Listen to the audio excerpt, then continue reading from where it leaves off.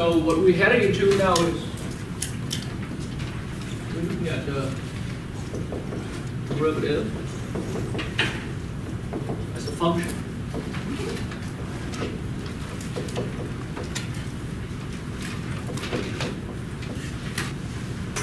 So we've all been familiar with, at this point, how to find the derivative at a given point. You got a function and say, hey, find a derivative at a given point. It means we calculate the slope of that function of the tangent line, right, at that given x value.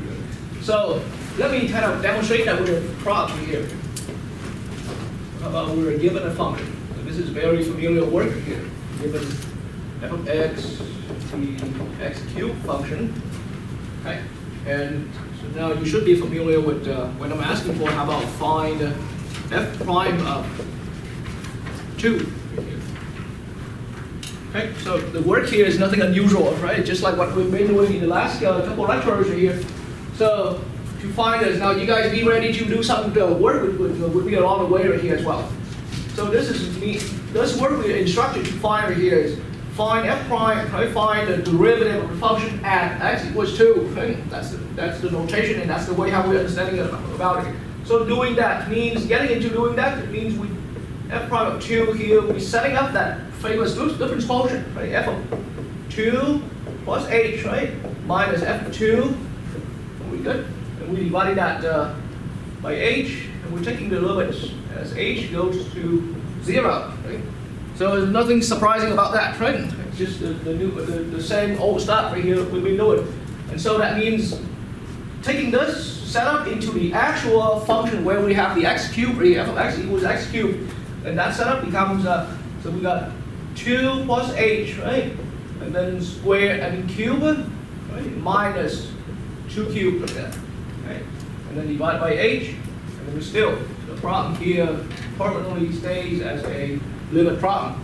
See what I'm saying now? And then we've been through with the problem very similar to this before, where we have to eventually, at the next step right here, we're going to need to FOIL it out, right? And then do the algebra cancellation. See what I'm saying now? So that's the part where I want you guys to take on here. So there's going to be some algebra happening, right? There's going to be some algebra happening. So my instruction here is that you guys go ahead and take that FOIL, right? Get that FOIL work to be done. And then that 2 cubed here is an h, right? And then we cancel out a term and cancel with the final h.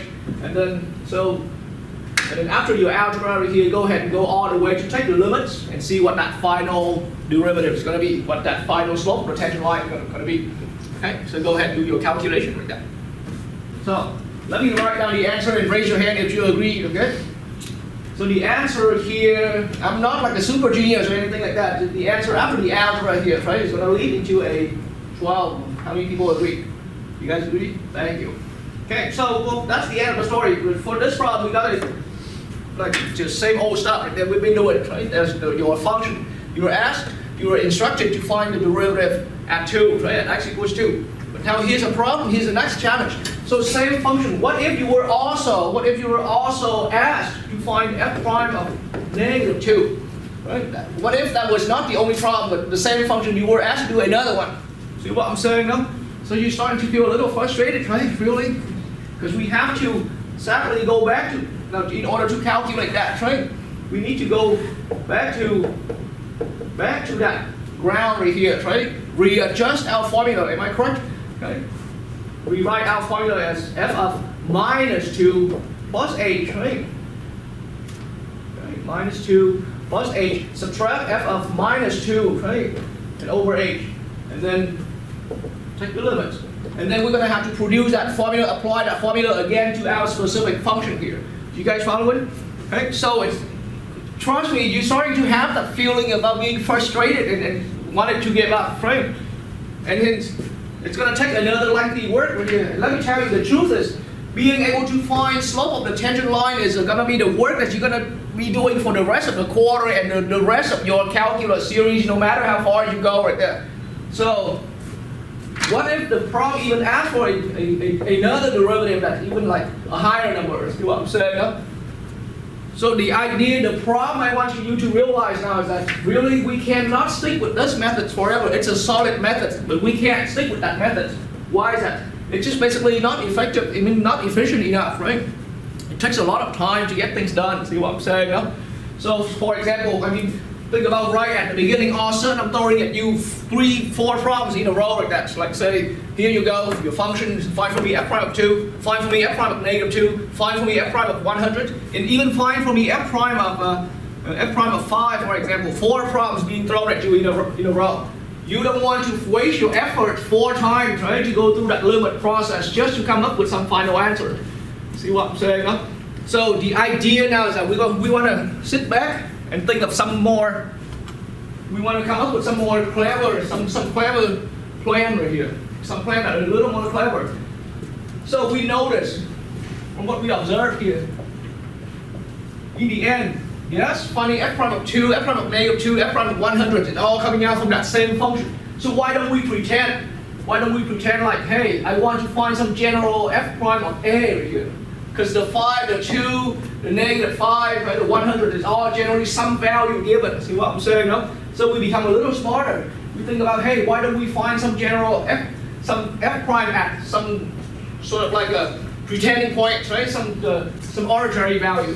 And so that's according to the formula that we've been knowing. Then f of a plus h, right? So at this point, keep in mind a could mean the 5, a could mean the 2, a could mean the minus 2, right? And or the a could be the 100. So I'm talking about we generally representing those given values as an a. And it should have been even better that for this work I'm doing, I'm going to write that a right here at start right here with the red a. Okay? And then later on we're going to just stay with the usual a. There you go. We're dividing that by h, right? And then we take the limit. Because we have to keep repeating it. So how about we invent something that we do it one time? That's the idea, right? And so along with that way, now I'm going to again apply this setup, right, into our specific function. The function reminds yourself, x cubed, right? So for this particular setup where we're looking at some arbitrary area here, then it's going to be a plus h substituted into our function, making it a plus h all cubed, right? Minus a cubed. And again, a is substituted into your function. You guys all following with me on that, right? Okay. So like I said, the plan here is we want to come up with something that one time done, right? It's going to be usable for the rest of them, for all of them, the other values. And then we divide it by h, right? We take the limits. We take h goes to 0. We're good with that, then? Okay. And so now in that way right here, let's continue on. Now, even if we're completely away from numbers, but these are all, just think of these as variables, and we can still FOIL out a cube, right? So now, a plus h, think of that cube right here as a plus h times a plus h times a plus h. Please take about 30 seconds. FOIL that out for me. So see if you guys agree with me, okay? So after FOILing and of course combining like terms and all that, right? And arranging the terms in decreasing order and stuff like that, I'm going to have something like a cube plus a 3a squared h. You guys see, you have that term there among your work, right? Plus a 3ah squared. Do you have that term? Plus an h cubed. And that completes my FOIL with it. Does that agree with yours? Okay. So again, if you didn't have enough time to yet, continue to work on that outside of class. Okay. But the point is, after FOILing that out, we FOIL that and we turn that into this lengthy polynomial. Right? So now we put that here. So there's your a cubed plus 3a squared h, right? Plus 3ah squared right there plus h cubed. Sounds good? So that's the FOIL form of our the a plus h all cubed. But don't forget, we need to subtract the a cubed, right? And remember, our goal is to work on the limits problem as we let h go into the 0. Right? So yes, a lot of times algebra will get pretty intense. So don't forget your main goal, your main track that you're on. Over h, we take the limits. H goes to 0. Sounds good. And so now lots of cancellation and combining like terms can happen, right? We can cancel the a cubed away because those are opposite. And then these 3 remaining terms in the numerator, they have a common factor of h. You guys all see that there? So how about let me combine things into one step as well. So now in my next step, I'm going to factor out the h. So I have 3a squared plus 3ah plus h squared. And then I'm dividing that by h, right? And the limit problem remains like that. We haven't done any limits yet. But now the whole point of factoring out, being able to factor out the h common factor is that, so now we can cancel that and start landing ourselves into the safe zone, right? Where we can apply limits, like substituting things in. So limits, as h goes to 0, 3a squared plus 3ah plus h squared. Right?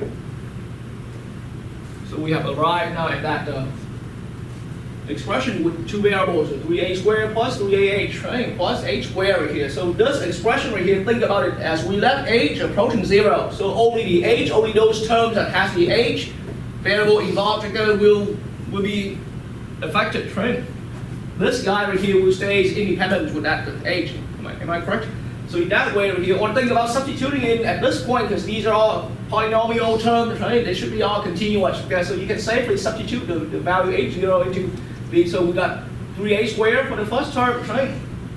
Plus 3 times a times 0, right? Eventually, plus a 0 squared. You guys with me on that? Right? So our final limit here turns out into 3a squared.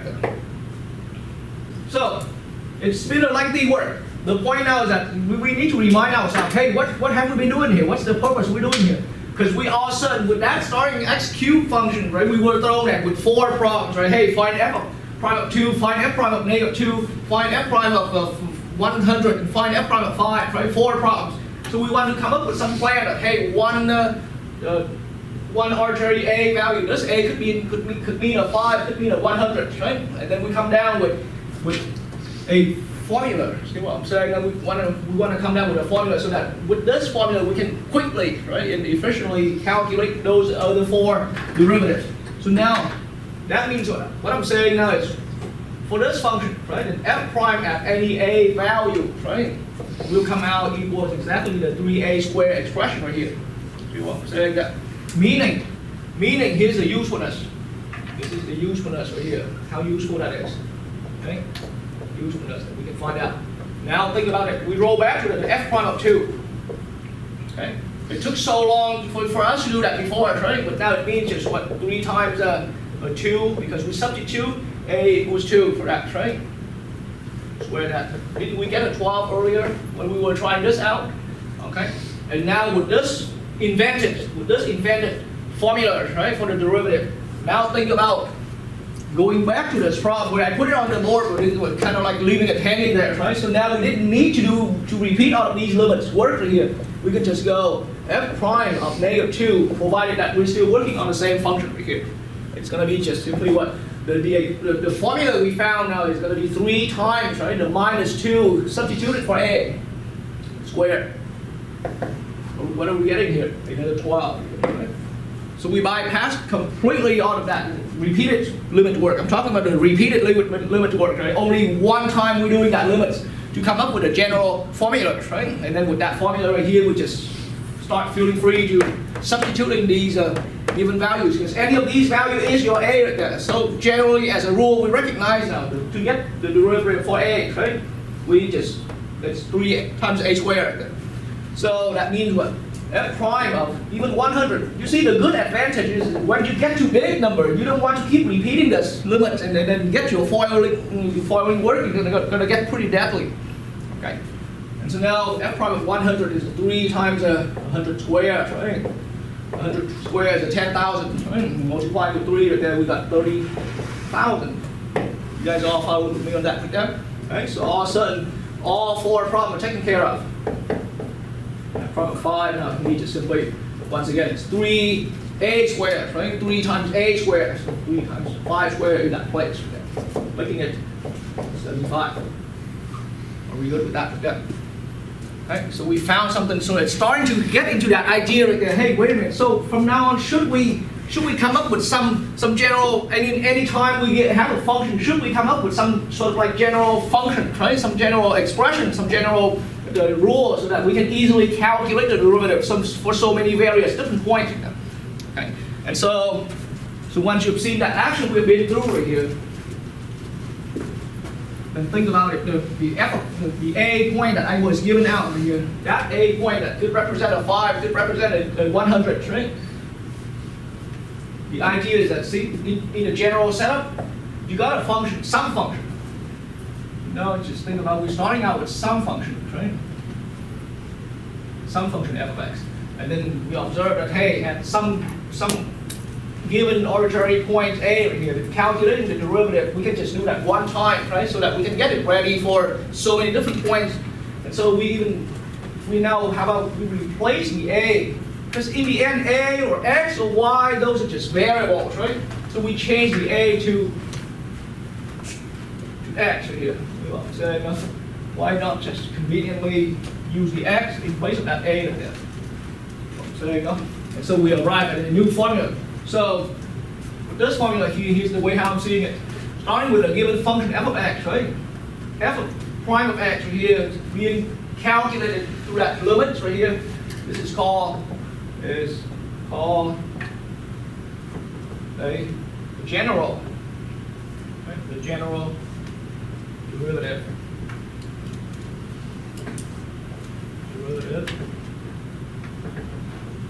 of our function f of x. See the difference in the way how it's worded. In our earlier lecture, we called it, when we had a specific value, right, we call it it's the derivative at x equals a at some given a value. But now we're talking about just some general derivative, some general formula to calculate derivative everywhere. Okay. So after writing that down right here, yes, you can consider this as the definition, right? It's a definition for what it means by being a general derivative of a given function. And then for short, even we don't always call it the general derivative of f of x. Sometimes we just, for short, we just call it derivative. Derivative of x. And that should be good enough. And the symbol is once again famously f prime of x. Right? And so, along with that way over here, what's important is about the purpose. You got to understand the purpose here is that we come up with something general so that we can calculate the derivative easily at any given x value. Instead of keep cranking through the limits definition, the limits calculation for every single value. Let's say when x equals 5, you have to do the limits, and then for x equals 10, you have to do the limits. For x equals 1,000, you have to do the limits. We don't want to keep repeating that hopelessly. Okay. Okay. And so now, let's get into an example here.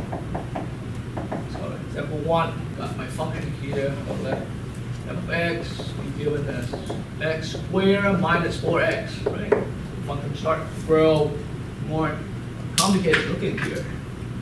We want to find just the general derivative of that function. And so now the only instruction here is we have a given function and we are asked to find that general derivative, right? So that means what the setting up is still here, right? And the formula, it's also the way how we get that down, the definition of the general derivative. And so to find that general derivative at f prime of x, right? The only way to get there, we set up the difference quotient. But this time we go f of x plus h, you guys following? Right? Minus f of x. So it's still pretty much that same formula it's been through with us for the last couple of lectures ago, but we replace that with some general x value. Right? Divided by h, we take the limits as h goes to 0. That's always a good, solid starting point again. Then from that point on, right here, what I'm seeing, applying this difference quotient with the limits into our current function, right? So x squared minus 4x. I'm doing f of x plus h, so I'll have x plus h all squared minus 4 times x plus h. Do you see that this is f of x plus h right there? Right. I substituted x plus h into our current function, right, to produce this. It's better that we write it in square brackets, right, to group it in. That's f of x plus h. Now f of x here is just simply repeating that function itself right here, x squared minus 4x. Right. This component right here, this part right here is your f of x. And then we divide that difference by h. Right? And the problem has to be a limit problem on top of everything. Right? And then you guys have done that often enough, so can I ask you to independently FOIL this perfect square out right there for me? Right? Again, that perfect square, think of that as the x plus h all squared. Think of that exactly as x plus h times x plus 8. Right? Right? So take about half a minute foiling that out. So after you guys done foiling that, right, we're gonna put it on the board right there, and of course in the next step I'm also gonna distribute out that -4 for each term here algebraically. Okay. So now that means in the next step, the x plus h all squared, wouldn't that be x squared plus 2xh plus h squared right there? That's after the FOIL. Right? You guys all agree with that? And then now distributing that -4 right into the two terms, we're looking at -4x minus 4h, right? And then don't forget, we need to subtract our f of x, but there's a subtraction in front of the grouping parentheses, so all terms switch signs, so minus x squared but plus 4x. That's good? Okay, we divide by h. Right now it's algebra work, but don't forget, eventually at some point it's gonna has to be a limit. So right now we're not doing limit yet, we're leaving that limit notation there. And so in the next step, now it just lots of cancellation can happen. We have the minus x squared with the x squared got canceled away, the minus 4x and the positive 4x got canceled away, right? So in the next step, it reduced down to 2xh plus h squared minus 4h. Okay, divided by h. That's good. Okay. And then we take the limits. That's h go to 0, and then yes, I recognize a common GCF here, common greatest common factor among the three terms here. So let's factor it out. So we got h in parentheses 2x plus h minus 4, right? All over h. We take the limits. That's h goes to 0. So now this is where we can cancel the h common factor away, and our expression now lands into something that we can safely apply the limits processor here. So 2x plus h minus 4. Sounds good. So keep in mind, we're moving with things completely without numbers, right? Everything is just variables and variables. So for the limit problem, at this point, the limit problems here, then h is the only variable that depends on the limits, right? These guys are here, even though they are variables or it's constant, but they will remain constants as h go to 0. See what I'm saying? Because the x here is independent with h, right? Sounds good. So in that way, over here, my final result comes out. After taking that limit, we got 2x plus 0 minus 4. Agree? And all of that reduces down to 2x minus 4. I mean, seriously, what a sweetness that is. Because think about it. This now tells us what? It's a general formula, right? So that, hey, with your starting function being the x squared minus 4x, the x squared minus 4x, right? So now before we start doing, hey, find f prime of 2, find f prime of 1, find f prime of -1, right? We have a general formula. See what I'm saying? That so this general formula we arrive now is going to allow us. So now think about step 2 right here, part B of the example. I can just bring it in right now. We want to calculate or evaluate or find f prime of 1, and f prime of 2. Example, even f prime of see. Now all of a sudden throwing in 3 little slope of tangent line calculations, right? But now the whole good usefulness about having this 2x minus 4 is that as long as we're still working with the function f of x equals x to square minus 4x, then now that f prime of 1, we no longer have to go through the limits because the limits was already invented and finished. F prime of 1 now can just simply be what? 2 times 1 right there, right? The general given x value minus 4. See what I'm saying now? That's making it a lot easier, so that makes it minus 2. We're done with one problem then. See how fast that goes now? Right? One limit process, we've got all of these taken care of. And then f prime of 2 will come out, again, 2, the formula says generally all we need to do is just 2 times, right, the given x value 2, right, and subtract 4. And that gives me a 0 here for that, right? Another quick one that just happened. Right? We didn't have to repeat the limit process for any one of these anymore, because it was done one time, right? And we use it for all. And then f prime of negative 1. The formula says 2 times the given x value minus 4. Look good? And that comes out being negative 6. So that's the usefulness of being able to come up with a general derivative, so that anytime that you're asked to find the various different derivative value at anywhere, we can just simply substitute it in, right? But so in the way how I've been explaining it, we just simply now, once you come up with a general formula for the derivative, you can just easily substitute those given x values in there. And so now we realize one more thing. Hey, wait a minute. The value that we are given, we're substituting it into the formula, right? Like an input. You guys realize that? Like an input, right? And then it comes out with some output, right? With some final value. So you can see this as output. And the same way here.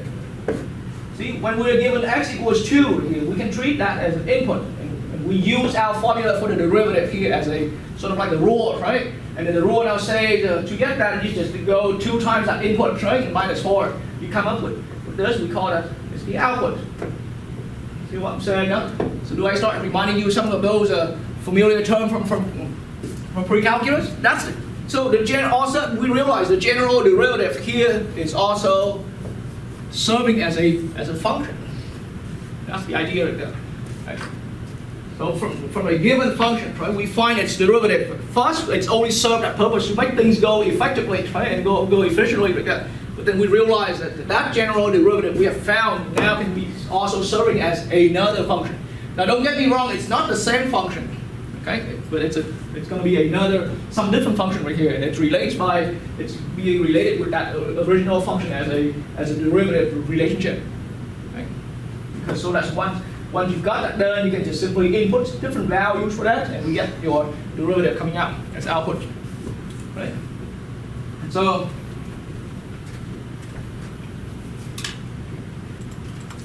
we realize that the general derivative that we just now learned how to find, right? They serve as functions. So we get into another kind of problem here called example 2. Let's just find the derivative. So this famous symbol now is the derivative, right, for any given function. So find the derivative for using the limit definition.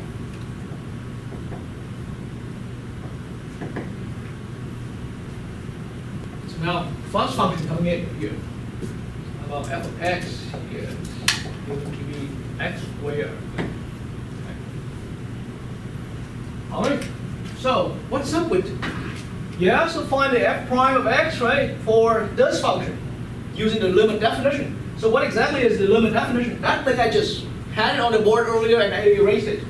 F prime of x, because that's the only way how we calculate derivative, general derivative at this point.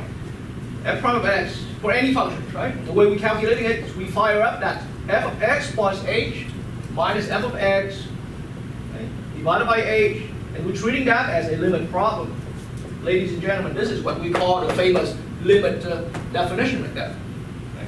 So anytime you're instructed, anytime you see this kind of little instruction saying, hey, find the f prime of x, right, using the limit definition, this is the way to get there. Right? You set it up as a limit problem right there. Right? And then from that starting point, then that limit problem will be applied to your various different functions right there, and then we start doing the algebra things and get them to work. Okay? So now, we're proceeding into that, right? So f of x plus h, with our actual function here is the x squared, so now the formula here changes, right? X plus h, all squared, agree? Okay. Minus x squared, minus f of x, we divide that by h, right? And still, the problem here is strictly required to be a limit problem. And after you finish getting yourself caught up to this point right here, go ahead and take some time foiling out that x plus h all squared right here for me, right? And I've been giving out that hint so many times that you you think of that as x plus h times x plus h, right? And then take your FOIL work for me. And you can see that part of that work is, from the earlier example we've had there, so we don't need to think too hard for that specific one. Yeah? Okay, so now we're going to move on. Okay? So after foiling that, x plus h all squared is going to become what? X squared plus 2xh plus h squared, right? And this is what I meant by, it's similar to the part of the earlier problem that we've done here. And then with here it's simpler, and then we're going to subtract x squared. Okay? And then we're going to divide that difference here by h. And the problem is needed to be a limit problem. Sounds good enough? And so now in the next step, I'm going to cancel the like terms. The opposite term and combine the like terms here. So I'm looking at h. As a limit problem right here, we're looking at 2xh plus h squared over h, right? And then that same old thing again, we're going to factor out a common factor among these, right? So that we can cancel with the h in the denominator. So factoring out h in the numerator, we got h in parentheses 2x plus h over h. Good still? Okay, and it's still needed to be a limit problem, like that. And then we cancel the h away so that we can land our limit into a safe zone, okay, so that we can apply the limit laws or plugging the limits in safely. So now the limit of h goes to 0, but we got simply reduced down to a 2x plus h. We're good with that there. So now with this, remember I explained this earlier, the expression here involves x and h and something else all crazy, but h is the only variable that's dependent on the limits right here, right? So now as h goes to 0, we got 2x independent with that, right? Plus 0. We all good there? So now that comes out 2x. You guys agree? Right. So once again, the idea now is that with the function being x squared, and now anytime you're, I didn't put this in as part of it, but think about it. If you do f prime of 100, for example, right? Then you can just simply do what? 2 times 100. That easily gets you the slope of the tangent line at 100. See what I mean? Right? People can ask you f prime of negative 2000, right? You can just easily substitute it into this little rule right here, right? This little function right here. 2 times negative 2000 to get your slope of the tangent line. Well, I'm saying, even though I didn't really ask for this, right? I just want to remind everyone about the usefulness of this. So, really, what have we found here? Kind of summarize that for yourself. After part A, we have done when our function was the x squared function, right? The derivative after our work. So arrow just means it leads to, right? The derivative correspondingly for that function we found. And so for the rest of the quarter, I'll never have to ask you guys doing that again, because you guys already found it, right? The derivative here is simply 2 times x. Right? So that function x squared has a corresponding derivative being a 2x. You guys agree? Right? So it's basically, we already have the answer for part A done by here, but I wrote down a quick little summary work, right? We started out with that function, we went through the limit work. It led down to f prime of x equals 2x. Sounds good though? Okay. What about part B? Same instruction. I'm going to give you guys a function. We're going to find the f prime. So using the limit definition, how about x cubed? Right. The limit definition says in order to obtain the derivative as we desire, right? We need to f of x plus h minus f of x over h. Trust me, we're gonna have to keep firing up this thing so many times for the next couple of weeks or so. Take the limit as h goes to 0. All right, and so now applying this difference motion with the limits into our function. So we always starting out with that common point like that, and then now applying that into our x cubed. We're looking at x plus h all cubed, right? Minus x cubed, and divide that by h.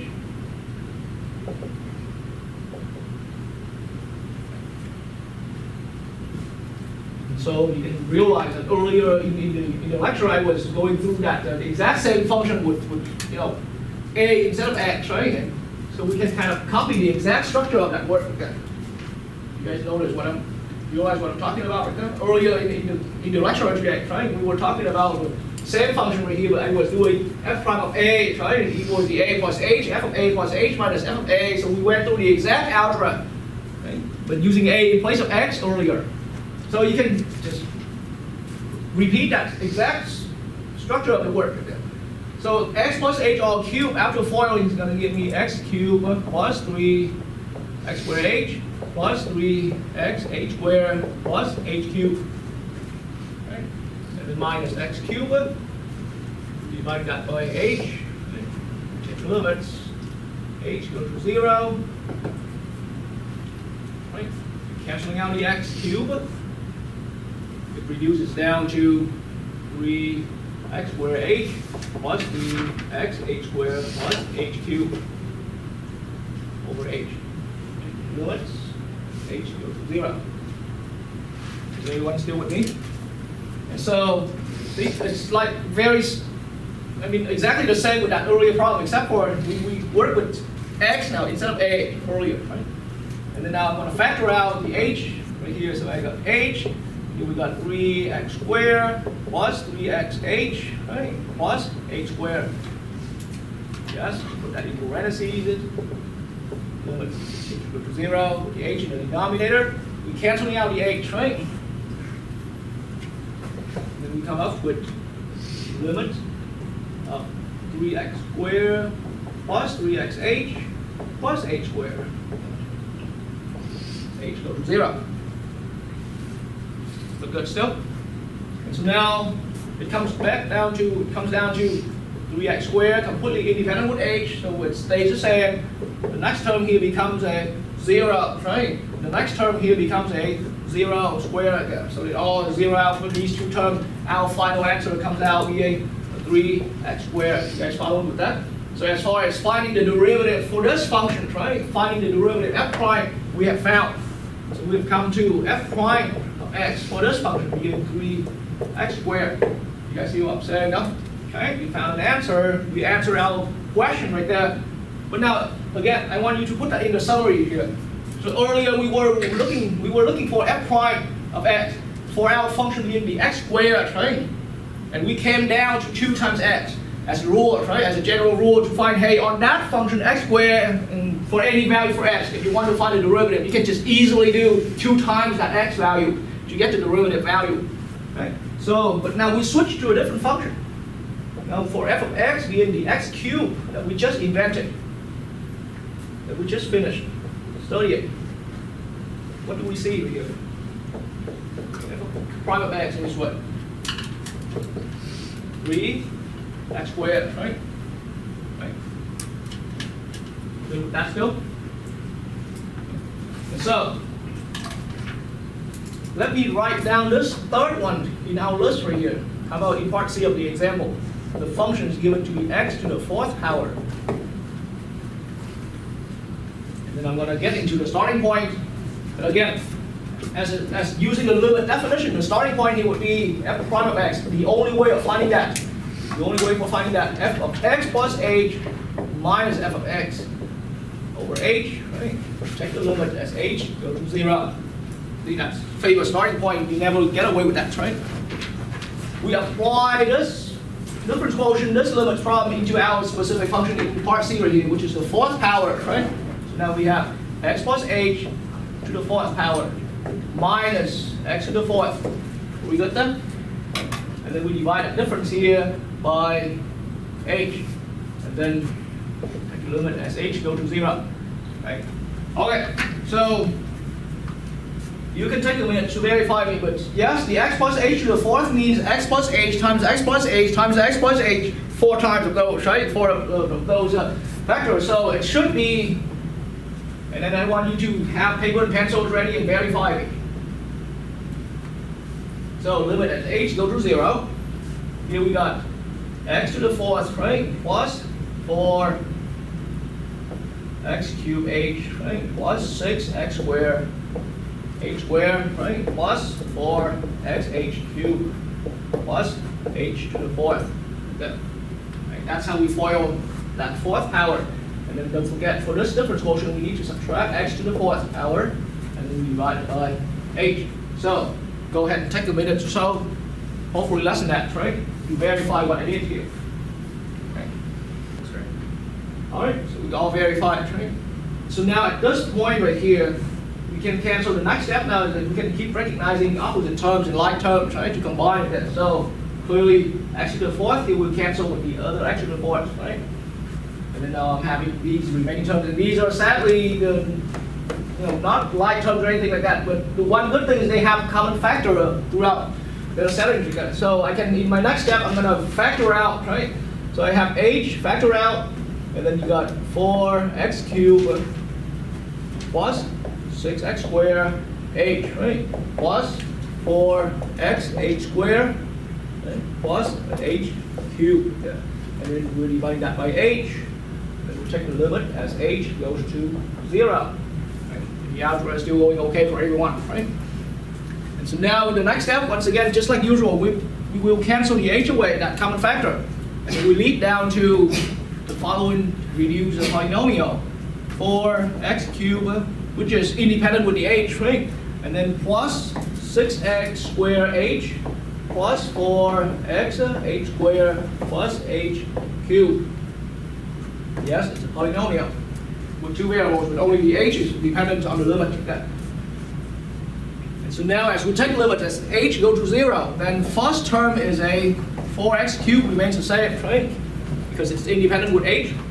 Okay. For the other term, we have, now these three terms, they're all dependent on h right here, so it's going to be a plus 0, and plus 0 as h gets close to 0. So our remaining term here, our final limit comes out being 4x squared. I mean 4x cubed. Right? So 4x cubed is our remaining term. So in the end, what is our purpose? What have we been doing? We were looking for f prime of x, right? Out of this function, f of x equals x to the fourth, right? So there we go. We have found it. F prime of x, right? It came down to 4x cubed. F prime of x, 4x cubed. We found our answer for that. It's once again, it's a general derivative. Right? It's sort of like a formula, so that we can bypass repeating that limit process for every x value. We can just come up with that formula one time, and then at any x value specifically given, we're just simply going to substitute that x value given into this formula to find the derivative, the slope of the tangent line, right? For that on that function x to the fourth. Okay, and so. But now the intention is not to keep repeating the meaning of the derivative. I'm not intending to repeat that. I want you guys to go forward and sort of like we do the problem, and then we discover that. So from the earlier problem, we already got when f of x was an x squared, right? We came down to at the end here we came down to f prime of x equals to 2x, and we wrote down this summary earlier, right? And then here we kind of revise that again, and then f of x equals x cubed. We lead down to the derivative f prime of x equals to 3x squared. Sounds good? Okay. And so just now the one to reinforce that idea, because you may start recognizing some kind of pattern, right? And so now the f of x equals x to the fourth right here. You see my purpose here? These functions, they're all in the form of a power of x, right? Some power n of x. Okay. Right? So our end result here came out, f prime of x was what? The 4x to the third power. You see what I'm saying? Huh? All right. So we start seeing a closed pattern, right? In terms of how we find it. So that think about it. In the future, we want to say, hey, x to the 100th power. Is there a quick pattern to do this? Because we still even want to bypass that limit process as well. See what I'm saying? The limit process built everything, but then the limit process on the downside, right, is very long, lengthy, and takes a lot of effort here. So we want to eventually, after we work through the limit processes enough, right, we want to come up with some quick and fast way, with some quick and fast formula. It's not shortcut really, right? It's not shortcut. It was formally proven. So we recognize a pattern. But now, before I get further into this pattern right here, let me kind of recap the way how we use notations. So as far as notation, I've been introducing that f prime is a symbol for derivative, right? This is the derivative of the function f of x. Right? The way how it reads right here is the derivative, or the general derivative, right? Derivative of f of x. And And needless to say, I'm talking about the general derivative. You guys follow me on that, okay? But then there are still quite a few other useful notations out there. That's convenient because we need to learn learn those other forms of the notation, or to indicate derivatives, so that we can write the formulas later on in the quarter more effectively. So think about the settings like this. When you write your function, a lot of time you write it in functional form, as far as at the function level, right? There are two ways of writing it commonly. You can write it as just f of x equals some expression. You guys agree? That's the way how we've been so comfortable with throughout our pre-calculus courses, right? Another way of writing it is as an equation, like y equals, and then whatever the expression for f of x. Like say the line we've been writing y equals 2x minus 1, for example, that's the function, right? We write it as an equation y equals the function expression. Or the x squared, the quadratic function y equals 5x squared minus 4x plus 1, something like that. Okay? This is the function, and we write that as an equation where the entire function equal to one assigned dependent variable. You guys follow me with that? Okay? So that's enough of a reminder, right? So when your function is written completely in terms of the functional notation like that, then the derivative, when it comes down to the derivative, right? Then the notation we use is just that one right there, that famous f prime of x symbol right there. Okay, so we have seen that, so it's not anything like brand new, right? But now we actually have another alternative notation right here. When your function originally was written as in equation format, then we can also write dy dx right here. Right? That's another notation for derivative. So this is the derivative of the function y as a function, and then x is the main variable of our function. So these two are all different notations, legally used, right, and worldwide accepted for notating the derivative of a given function. The two different forms of that.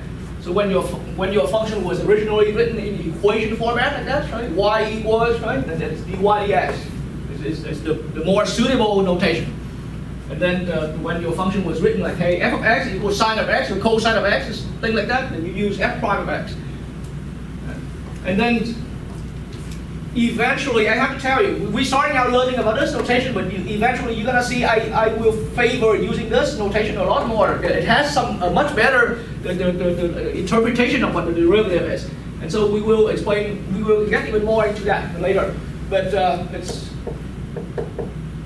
was Leibniz who came up with that notation right there. He was a German mathematician that came up with that. And I mean, in case you haven't heard, calculus came out from Isaac Newton, but at the same time there's that gentleman. The two of them worked on came up with that from a two separate landscape. But they both developed calculus about the parallel time.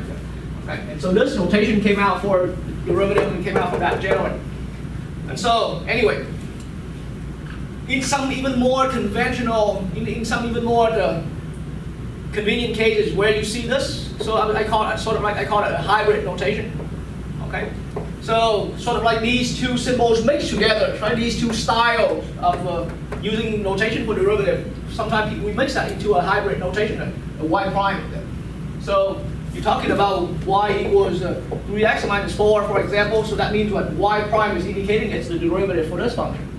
Okay, even though we haven't learned formally to how to take the derivative for all different kinds of functions yet. I'm just talking about the notation. We got three different forms. These are the two fundamental ones, and then we kind of mix the two of them together. That's why we come to the hybrid version, right? Sort of like the mix between. So we use a little bit of the prime symbols, right, and we use a little bit of the dy dx. That's why I come to the y prime like that to keep it short, right?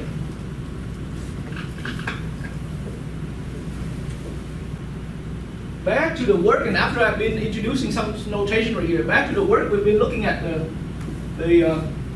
these derivatives right here. And I'm seeing that, hey, it looks like if our function started out as f of x equals some x to the power n, right? And it leads to f prime of x equals, that's how we've been doing right there. It looks like, see, it looks like x to the fourth power, the power 4 here is the n, right? In the derivative What's the 4 corresponding to? That power n, the original, right? What's the 3 here corresponding to? N minus 1. Right? And then we recognize that, but let's check for consistency. Is it the same rule that apply for these other guys that we've done earlier than that? See, the first function here came out x to the 3rd power n equals 3 here, right? When it came down to the derivative, what's the 3 here corresponding to? That same n again, right? And then the power here that remains in our function right here is n minus 1. See what I'm saying, no? And so now we're more firm. Hey, anytime generally, right? We came up with a generalization right here, right? So as a generality, we came out with a rule right here that, hey, it looks like anytime our function is an x to the n, it comes down to the derivative being n times x to the n minus 1, right? So sort of like the original power becomes the coefficient in front of your power term when we took the derivative. And then so this is indeed the beginning of our, you see we have just now recognized a rule for taking derivative. And this is what's so-called the famously called the power rule right here. The rule to take the derivative on power function. Right? This function here appears to be simply a power of x again. Okay, so that's why people have been over the years and worldwide has been referring to that as the power rule. Right? It's the rule of taking the rule to take the derivative on the power function. Sound good? And then that actually begins our study into the different rules for taking derivative